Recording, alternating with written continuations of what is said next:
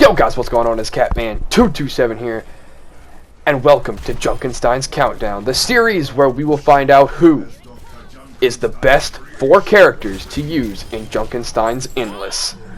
Now, the first character that we have here is Ash. Now, Ash is a new character that was just released in the 2020 Overwatch Halloween event.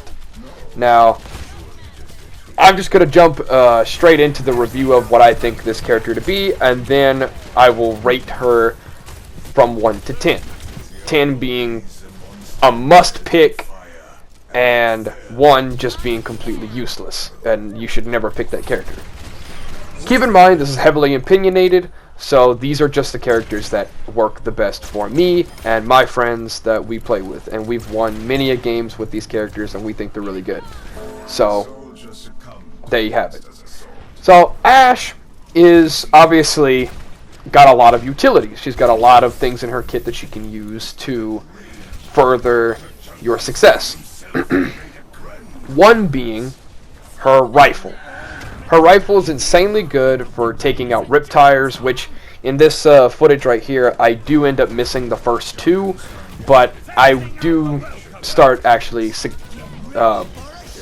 hitting more and more of them as it goes on. See, I missed this first one right here, and I'm going to miss the second one too, but I'm also not the greatest Ash player. But another thing is with Ash is she's really good at hitting riptires, yes, but her reload is very slow, as you can see here.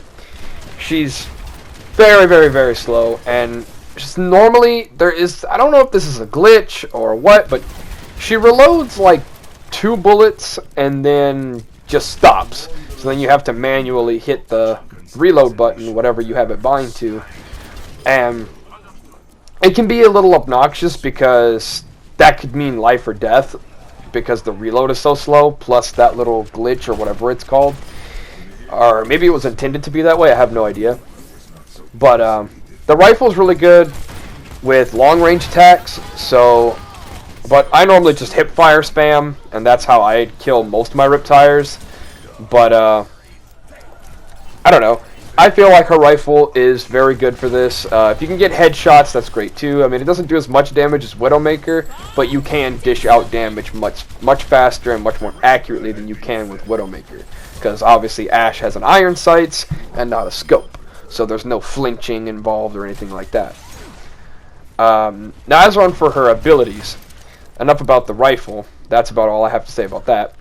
Let's go with the coach gun. The coach gun is really good for taking out riptires, because what I like to do with it is if there's a riptire, I'll hit it with the coach gun, it will knock it backwards, and then I can shoot it, melee it, whatever I have to do.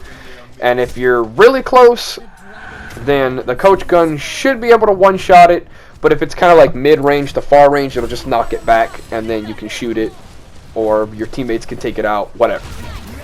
So the coach gun, I find, is really good whenever you're backed up against the door and you just got like a whole bunch of enemies just dogpiling on you and just shitting all over your face. So you decided, you know what, just knock them away from me, get the fuck out of here. And it's very useful for getting a lot of high priority targets like the monster or even the witch, and it's an easy way to detonate your dynamite. So like you can just throw the dynamite like on your feet or something, not too close because you will burn yourself with the fire damage, and then you can hit the coach gun and it should just explode if you do get lucky and one of the pellets hit it. But I would just shoot it with the rifle, but if you just need to do some quick damage, just throw out the dynamite, hit the coach gun, it should explode. Now that's another thing, is the dynamite. The dynamite is a really unique ability, especially in this game mode, because the dynamite will allow you to do extra damage on top of everything else, and if you have amplification matrix from Baptiste, which is also a character I'm going to get to later in the Junkenstein series, if you have the amplification matrix, you can throw the dynamite through it and it will actually increase its damage. I don't know if it does that in the other game modes as well, but I do know that it does it here, and it's very useful. Now, do keep in mind that it is a projectile, so you can shoot it in midair and it will detonate, but I'm sure most of you know that already. But that's extremely useful for taking out people like the Witch, which is not... she's got a small hitbox and really hard to hit with Ash's primary attack. So, I normally just like to light her on fire and just try to shoot her as many times as I can to do maximum damage. The dynamite is also a good way of crowd control. So it's good. It's a good way to cut down on enemies, especially if you have amplification matrix. And when Junkrat comes out, you can throw it on his little perch, and it'll fuck him up. It'll disturb him and shit. So it's really useful to throw your dynamite up there, especially if it has amplification matrix. Although if it doesn't have amplification matrix, I would not advise throwing your dynamite up there. I would rather save it for smaller enemies or maybe the Witch or something like that. But now let's go with the real reason why Ash is such a good character in this game mode, and that's Bob. So Bob acts as if he's the same thing. You know, there's nothing different about Bob. You use him the same way. He'll uppercut people into the air and start shooting at them. I normally like to use it whenever there's way too many bosses. So I normally like to save him for the bosses, but I will pop it occasionally if there's too many Zomnics around and you just need to do some crowd control and take out a bunch of the little guys while your team focuses on the Reapers or the other bosses. So that's completely up to you how you want to use Bob, but I prefer to use him as more of a crowd control to take out the little Zomnics so that way they don't blow up the door and then we can focus on the bosses. Or you can do it the other way around. Pop him when the bosses are out, he'll shoot the bosses while you take out the little Zomnics. But I feel like it's a little bit harder to do it that way, but it's not impossible. Now, obviously, if you have an Ana on your team, a nano-boosted Bob is pretty OP. Not to mention, if you die, Bob will still stay active on the field. So if you think you're about to die, and you have Bob, you can just pop him, and he will continue to fight while you're dead.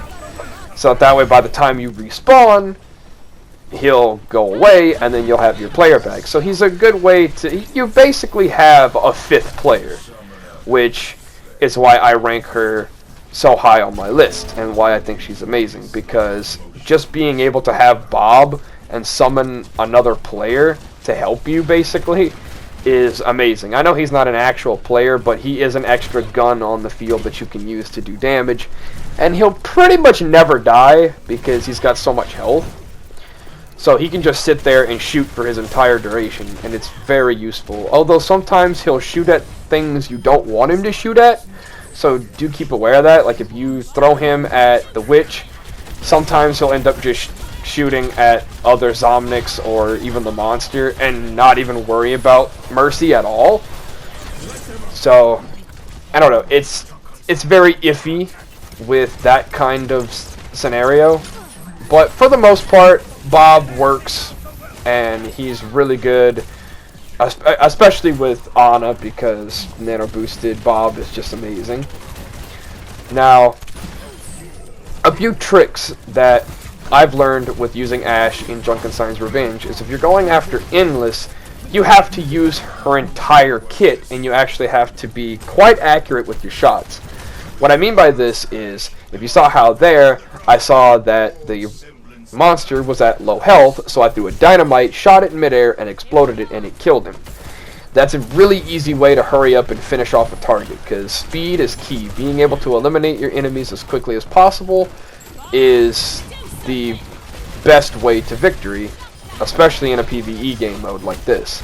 And there's a clusterfuck of enemies everywhere, there's riptires coming out everywhere, it's hectic, it's crazy.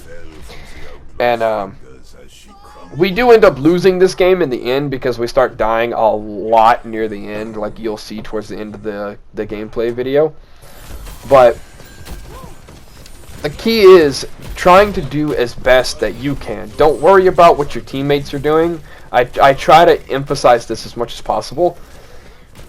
When you're playing as any character, not just Ash, you need to be focusing on what you're doing and making sure you're playing to the best of your abilities and not really worried about what all of your other teammates are doing. You can't be focused on, oh, my teammate's fucking up here, he's fucking up there, he's shit, he's garbage. You need to really stay focused on the task that you're doing. You can't lose focus in what other people are doing. Like, oh, this person's not healing. Doesn't matter if he's not healing, that's his problem. You just got to do the best that you can with the resources that you have. And that's really all you can do if you want to have good success.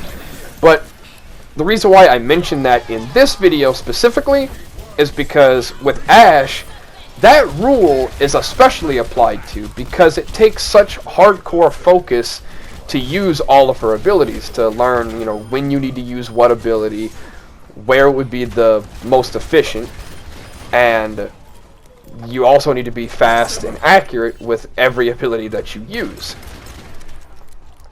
But positioning, let's move on to positioning. So I find that the best positions to play Ash is right here by the door where you see me playing most of all. This is where you should be most of the time, but I do know soldiers and McCrees and Tracers like to be on that top bridge.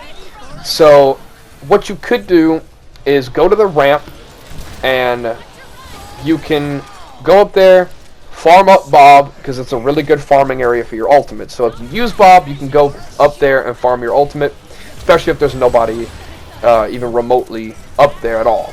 And that means there's plenty of kills, and you should be able to get Bob pretty quick.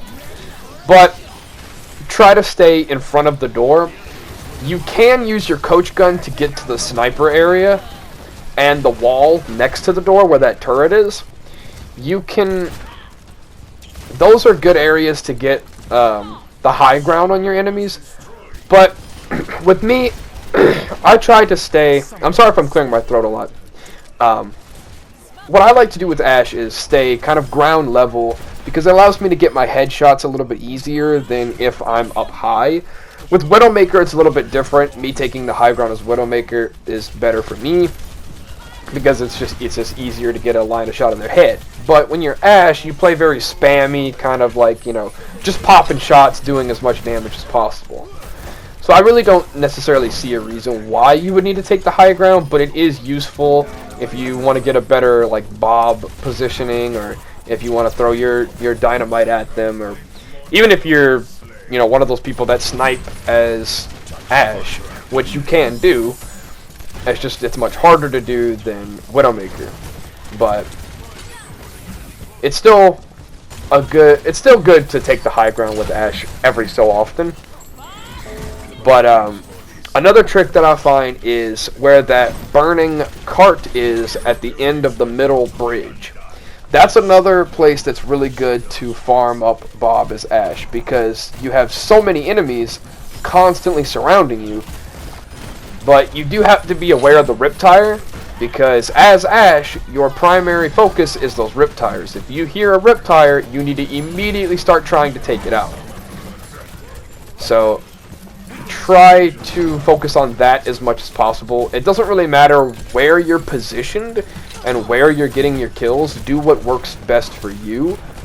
But when those Riptires come out, you need to be able to hit those shots as most as possible. Like, it's forgivable to let some of them slide. You're not going to be able to hit every single Riptire all the freaking time, and I get that.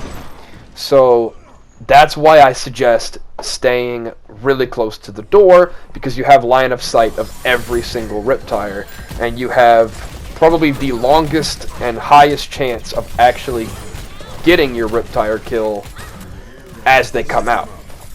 Now, some people like to do the strategy where they camp by the door, or just by one of the spawn locations where the Zomnics come out at, and then they just shoot the Riptire as it comes out. But that's only one location. It can come from 3 different directions, and there can be multiple Riptires at the same time, which can prove to be very troublesome in your later rounds. So that's why I have to suggest up front, try to stay in front of the door of the castle as most as possible, just because it's very important for you to take out those Riptires, because you're Ashe, and Ashe is just really good at doing that, and she has so many different ways of doing it. If you're lucky, you can even shoot your dynamite and make it explode, killing the Riptire that way too. And I've actually killed multiple Riptires at the same time. It's rare to do it, but you can do it. Anyway, so that's been my ramble on Ashe in Junkenstein's Revenge. I would rate this character about an 8. So, very useful. And not a must pick. You can win without her, but she's very high up on the list. I would definitely give her an 8 because she's just amazing. But anyway, I will catch you guys in the next Overwatch review. Later!